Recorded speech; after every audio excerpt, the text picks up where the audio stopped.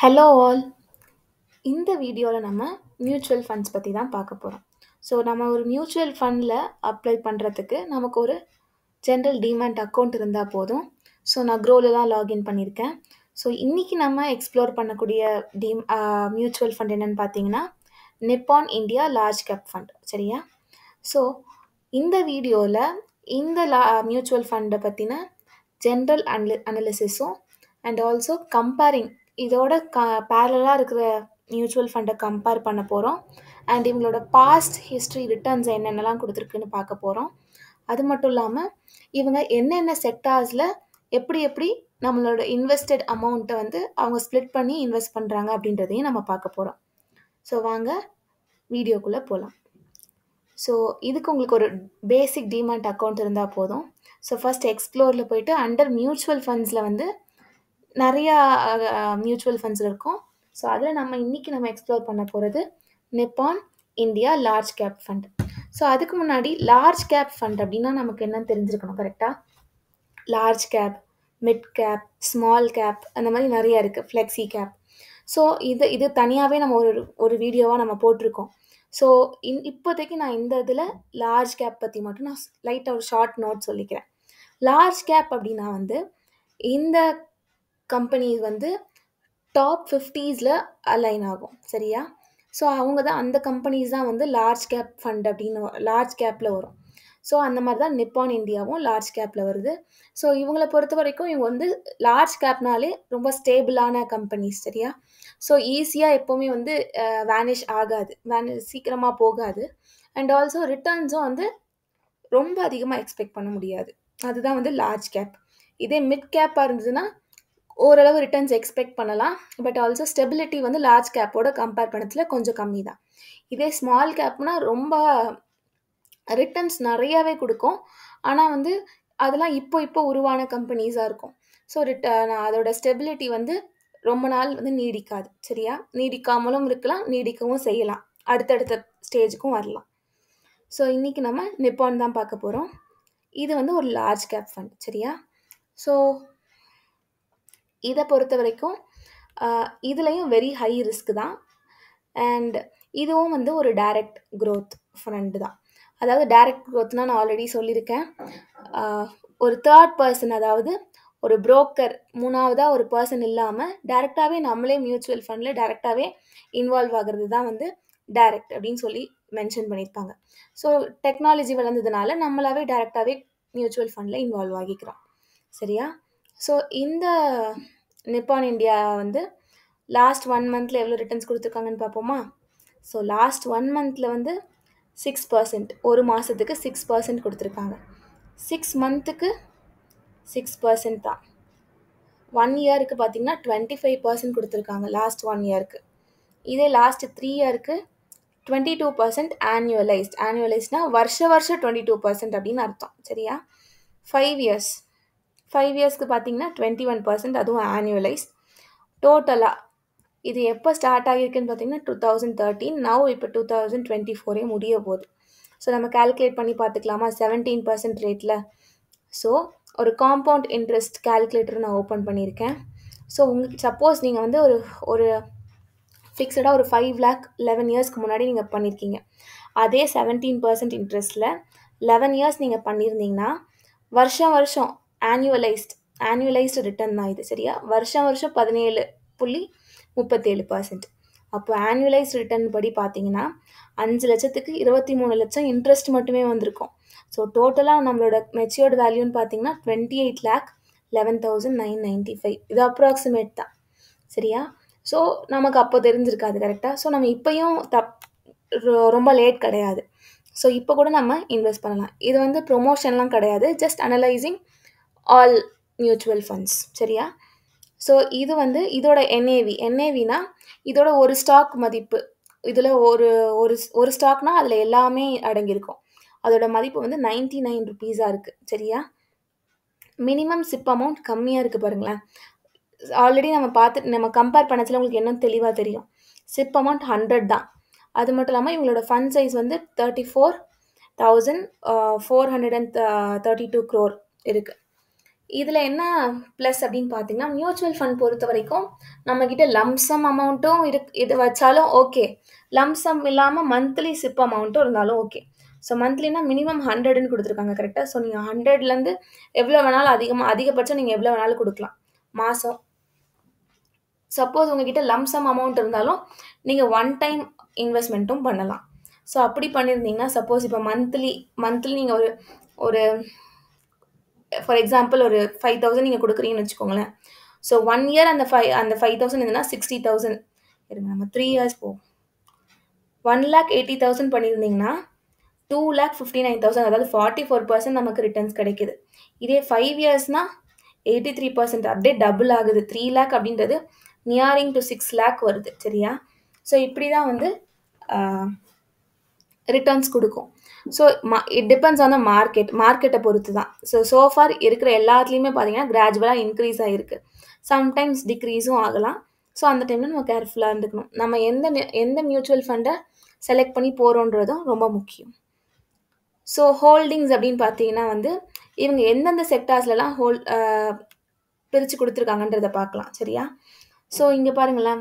Equity, cash, டெப்ட் இவங்க கிட்ட இல்லவே இல்லன்னு அர்த்தம்.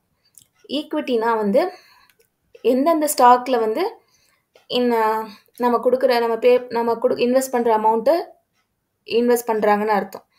ஸோ இதுல வந்து நெறைய செக்டார்ஸ் இருக்கு. டோட்டலா 71 ஹோல்டிங்ஸ் இருக்கு. 71 ஸ்டாக்ஸ்ல அவங்க இன்வெஸ்ட் பண்ணியிருக்காங்க. ஸோ எல்லாமே வந்து ஒரு செக்டார்னு பார்த்தீங்கன்னா, ஃபினான்ஷியலு, எனர்ஜி, டெக்னாலஜி, கன்சியூமர் ஸ்டேபிள்ஸு, கன்ஸ்ட்ரக்ஷனு, டெக்னாலஜின்னு சொல்லிட்டு ஒன்னொன்னுத்துக்கும் ஒரு பெர்சன்டேஜ். ஸோ ஹையஸ்ட்ன்னு பார்த்தீங்கன்னா, ஹெச்டிஎஃப்சில 9.63%. நம்ம ஃபார் எக்ஸாம்பிள் ஒரு ரூ. 100 நீங்க போடுறீங்கன்னா, அந்த ரூ. 100லேருந்து ரூ. 9 இந்த ஹெச்டிஎஃப்சி பேங்க்ல இன்வெஸ்ட் பண்ணுவாங்க. ரூ. 6 ஐசிஐசிஐல, ரூ. 5 ரிலையன்ஸ்ல. ஸோ அந்த மாரி அவங்களே ஸ்ப்ளிட் பண்ணி அவங்களே இன்வெஸ்ட் பண்ணுவாங்க. ஸோ இதுல என்ன ப்ளஸ்னா, இப்ப நானே ஒரு 1,00,000 வச்சிருக்கேன்னு வச்சுக்கோங்களேன். அந்த 1,00,000 வச்சு எனக்கு எந்தெந்த ஸ்டாக் வாங்கணுன்ற நாலேட்ஜ் எனக்கு இருக்காது. எனக்கு அத பத்தின இன்ஃபர்மேஷன் தெரியாது. ஸோ நான் என்ன பண்ணுவேன், பிளைண்டா நான் ஒரே ஒரு ஸ்டாக்க நம்பி அந்த ஒரு ஸ்டாக்கே வாங்குவேன். ஸோ அப்படி பண்ணச்சுல என்னோட ஃபுல் ரிட்டர்ன்ஸ் வந்து அந்த ஒரு ஸ்டாக்க டிபெண்ட் பண்ணி தான் இருக்கும். கரெக்ட்டா? ஸோ ஸோ அப்படிப்பட்ட எனக்கு அந்த நாலேட்ஜ் இல்லாததுனால, எதுல ஸ்ப்ளிட் பண்ணணும், எப்படி நான் டைவர்சிஃபைடா இன்வெஸ்ட் பண்ணணும்னு தெரியாததுனால, இந்த மாரி மியூச்சுவல் ஃபண்ட்ல நான் போட்டிருந்தேன்னா, அவங்களே ஒரு செட் ஆஃப் ரூல்ஸ் வச்சிருப்பாங்க. ஸோ ஓகே, இந்த செக்டார்ல இவ்ளோ பண்ணணும், இந்த செக்டார்ல இவ்ளோ பண்ணணும். பிகாஸ் நெறைய செக்டார்ல நம்ம போட நம்மளுக்கான ரிட்டர்ன்ஸ் வந்து அதிகமாகும்.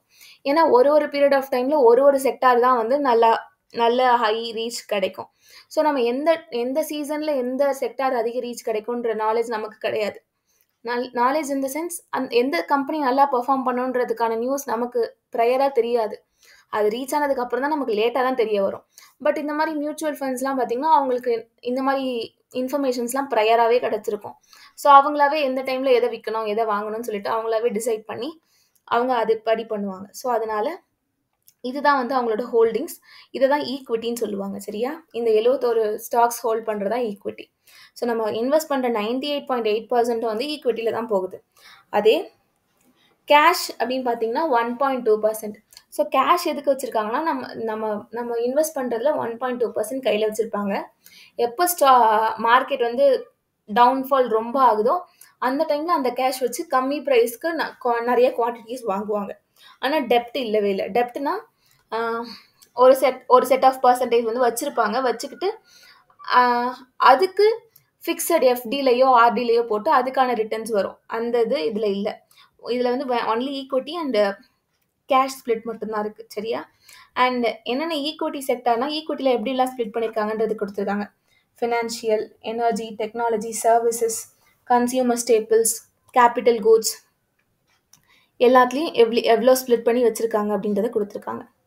அது மட்டும் இல்லாம வந்து இந்த பேசிக் fundamental ratio, BE ratio, BP ratio, alpha, beta எல்லாமே குடுத்துருக்காங்க. அண்ட் தென் டாப் 5ல 31% குடுக்குறாங்க. டாப் 20ல 67%. ஓகேவா?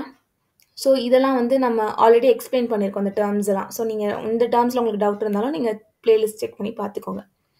அதுக்கப்புறமா இதுல சூப்பரான ஒரு அப்ரிஷியேட் பண்ணக்கூடிய விஷயம் அப்படின்னு பார்த்தீங்கன்னா, மினிமம் ஃபர்ஸ்ட் இன்வெஸ்ட்மெண்ட்டும் 100 ருபீஸ்னு கொடுத்துருக்காங்க. செகண்ட் ஆன்வர்ட்ஸும் 100. ஸோ மினிமமே எஸ்ஐபியில் 100 தான் அப்படின்னு கொடுத்துருக்காங்க. ஸோ யார் வேணாலும் ட்ரை பண்ணலாம். ஈவன் இப்போது சின்ன சின்ன பிள்ளைங்களுக்குலாம் கூட பாக்கெட் மணியே 500ன்னு வருது கரெக்டாக. ஸோ தாராளமாக 100 அப்படின்றது இப்போவே they can have that habit of saving. இப்போவே அவங்க சேவ் பண்ண ஆரம்பிக்கலாம். அண்ட் தென் இவங்களோட ரிட்டர்ன்ஸ் நம்ம பார்த்தோம்ல. ஸோ ஆனுவலைஸ்டு ரிட்டர்ன்ஸ்னு பார்த்தீங்கன்னா ஃபண்ட்ஸ் ரிட்டர்ன்ஸ் வந்து 1 இயர், 3 இயர், 5 இயர் ஓவரால் எல்லாம் கொடுத்துருக்காங்க. கேட்டகரி படி அவங்களோட கேட்டகரியில் இவங்களோட பர்சன்டேஜ் எவ்வளோ, அண்ட் தென் அவங்களோட ரேங்க் கொடுத்துருக்காங்க. ஸோ லாஸ்ட்டு 3 இயர்ஸ் அப்போது பார்த்தீங்கன்னா இவங்களோட ரேங்க் 2, 5 இயர்ஸில் 3 இருந்திருக்கு. அண்ட் இப்போ நவ் அவங்களோட ரேங்க் வந்து 28 இருக்குது. இவங்களோட peer comparison. So Nippon India large cap ஃபண்ட்னா அதோட மற்ற லார்ஜ் கேப் ஃபண்டையும் கம்பேர் பண்ணி போட்டிருக்காங்க. சரியா? அண்ட் நம்ம மெயினாக பார்க்க வேண்டியது இந்த expense ratio, exit load, tax இது தான் பார்க்கணும். ஸோ எக்ஸ்பென்ஸ் ரேஷியோ வந்து கம்பேரிட்டிவ்லி கொஞ்சம் அதிகமாக இருக்குது. 0.66%.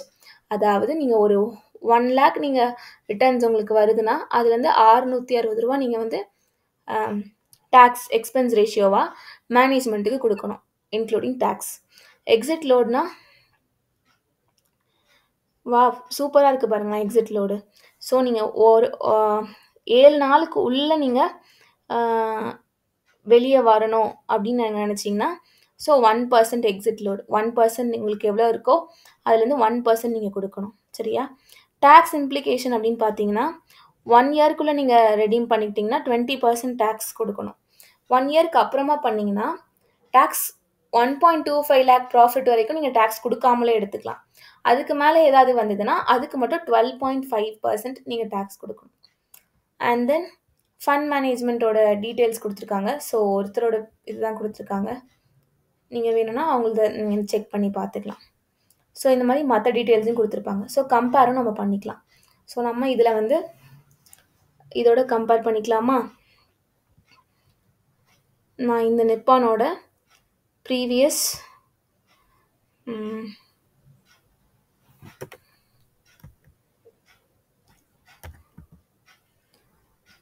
பாரக் ஃப்ளெக்ஸி கேப் ஃபண்ட் படி தான் நம்ம பார்க்க போகிறோம். சரியா? ஸோ இது ரெண்டுத்தோட இதை மட்டும் நம்ம கம்பேர் பண்ணி பார்க்கலாம். ஸோ இங்கே பாருங்களேன், ரிஸ்க் ரெண்டுத்துலேயுமே ஹை தான். சரியா? இது வந்து லார்ஜ் கேப், இது வந்து ஃப்ளெக்ஸி கேப். ஃப்ளெக்ஸி கேப்னா என்னது? லார்ஜ் கேப் நான் உங்களுக்கு எக்ஸ்பிளைன் பண்ணிட்டேன். ஃப்ளெக்ஸி கேப்னா வந்து இவங்க வந்து ஃப்ளெக்சிபிள் அப்படின்றது இந்த சென்ஸ் டிபெண்டிங் மார்க்கெட்டை டிபெண்ட் பண்ணி அவங்க வந்து சம்டைம்ஸ் அவங்க லார்ஜ் கேப்லேயும் இருப்பாங்க, ஸ்மால் கேப்லேயும் இருப்பாங்க, மிட் கேப்லேயும் இருப்பாங்க, ஃப்ளெக்சிபிளாக இருப்பாங்க. சரியா? ஸோ மினிமம் சிப் அமௌண்ட்னு பார்த்தீங்கன்னா இங்கே வந்து 100 தான், இங்கே 1000. இங்கே வந்து எக்ஸ்பென்ஸ் ரேஷியோ அதிகமாக இருக்குது. ஸோ நீங்கள் வெளியே வரணும்னா இங்கே 66% கொடுக்கணும். ஆனால் இங்கே 63 தான், 0.63, இங்கே 0.66. அண்ட் ஒரு ஸ்டாக்கோட மதிப்பு வந்து என்ஏவி வந்து இந்த மியூச்சுவல் ஃபண்டில் இருக்கிற எல்லாத்தோட காம்பினேஷன். சரியா? அதில் ஒன்றுத்தோட மதிப்பு வந்து 99 ருபீஸ், இங்கே 89 ருபீஸ் தான். அண்ட் இவங்க ஸ்டார்ட் பண்ணி இவங்க கொஞ்சம் ப்ரையராகவே ஸ்டார்ட் பண்ணியிருக்காங்க. 2012, இங்கே 2013. இது வந்து ஃபண்டோட size. And exit load compare பண்ணச்சில் இங்கே பெட்டராக இருக்குது. 1% வந்து 7 நாளுக்குள்ளே பண்ணால் 1%. சரியா? அதுக்கு மேலே இங்கே பாருங்களேன் 10%, அதாவது ஒரு வருஷத்துக்குள்ளே நீங்கள் எப்போ எக்ஸிட் ஆனாலும் 2% கொடுக்கணும். அதே ஒரு வருஷத்துக்கு மேலே 2 வருஷத்துக்குள்ளே எப்போ பண்ணாலும் 1% கொடுக்கணும். அதுக்கு மேலே அப்போது 2 வருஷம் கழித்து நீங்கள் எக்ஸிட் ஆனால் தான் உங்களுக்கு வந்து இந்த எக்ஸிட் லோடே கிடையாது. சரியா? அண்ட் இவங்களோட 1 year return, 2, 3 year return, 5 years return, and இவங்களோட ப்ரோஸ் அண்ட் கான்ஸ் கொடுத்துருக்காங்க. அண்ட் ஆல்சோ அவங்களோட டேர்ன் ஓவர்ஸ்னு பார்த்தீங்கன்னா இங்கே 70%, இங்கே 30%. அது மட்டும் இல்லாமல் அவங்களோட டாப் ஹோல்டிங்ஸ் என்னென்னது, அதுக்கப்புறம் இதை மெயின்டைன் பண்ணுற மேனேஜ்மெண்ட்டோட டீட்டெயில்ஸ்லாம் கொடுத்துருக்காங்க. ஸோ நீங்கள் ஒரு இதை பார்க்க சில இது எல்லாத்தையும் கோத்ரூ பண்ணிவிட்டு உங்களுக்கு எது பெஸ்ட்டுன்னு தோணுதோ நீங்கள் அந்த மியூச்சுவல் ஃபண்ட் செலக்ட் பண்ணுறது நல்லது. இது ப்ரொமோஷன் கிடையாது. So it's just learning things together, அவ்வளோதான். ஸோ உங்களுக்கு இதில் ஏதாவது டவுட் இருந்ததுன்னா கமெண்ட்ஸில் சொல்லுங்கள். ஃபார் மோர் வீடியோஸ் பிளேலிஸ்ட்டை செக் பண்ணுங்கள். வேறு ஏதாவது சஜஷன் இருந்தாலும் சொல்லுங்கள். தேங்க்ஸ் ஃபார் வாட்சிங்.